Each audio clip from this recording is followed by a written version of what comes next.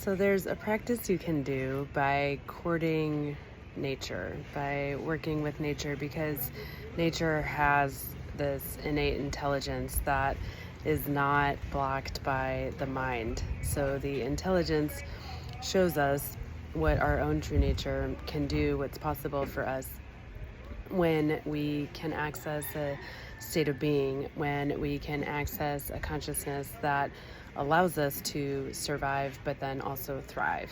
And so that's what nature does. And it does it individually, like this rose or palm tree, but then it also does it as part of an ecosystem, so that there's always the individual expression and the collective at the same time. And so there's this intelligence, and we can engage with it and be in relationship with it.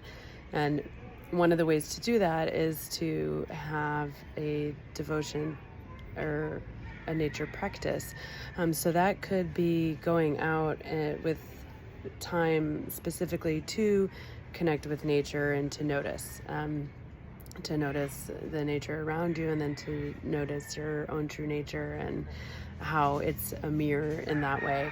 Another thing that you can do is choose something specific to work with. So right now I'm working with the rose, and I say choose, and at the same time it's almost like the apprenticeship starts there, where you are chosen, and so you just listen and pay attention and see if there's anything that is calling you or getting your attention. So for me, that's been the rose.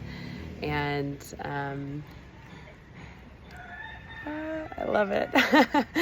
There's been signs and synchronicities and invitations from the rose to work with it and to learn from its intelligence. And so I can do that just by noticing, by being with it. So in this case, I have some rose water. I have a live rose. I have a dried rose around me. I sometimes am choosing rose as a color for something, if there's a color choice. I meditate with the rose in different parts of my body and feel it blossoming. So for instance, I can feel it in my heart space, or in my root chakra, or in my pineal gland, and picture the rose blossoming there and feeling what that would feel like. I can also feel what it feels like to when it's in the bud state. So I can find music or poetry that gets into the wisdom of the rose. I can converse with it. So that is a wonderful thing to do. Sometimes a journal helps with that, because it kind of takes out the middleman of the conscious mind, and you can just write a question and then listen to the rose, or to whatever it is that you're working with. I've done this before by befriending a mountain. I know a lot of people who have their tree. Sometimes I'm asking the ocean as an entire body of water, or the starry sky. And so you can just ask a question and then just write whatever comes up as the answer. Or if you're not writing, especially if you're out in the wild, you can just listen and see what answer comes up and what information is there. And as best you can, try not to figure it out.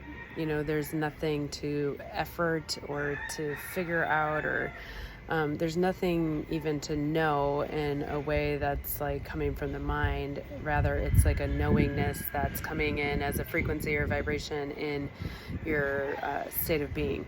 So in this way, it's more intuitive. There can be magic and grace and ease with it. So it's a nice practice, and you can choose something, or you can just feel into where you are being chosen, where your attention is being drawn to you. So enjoy your true nature.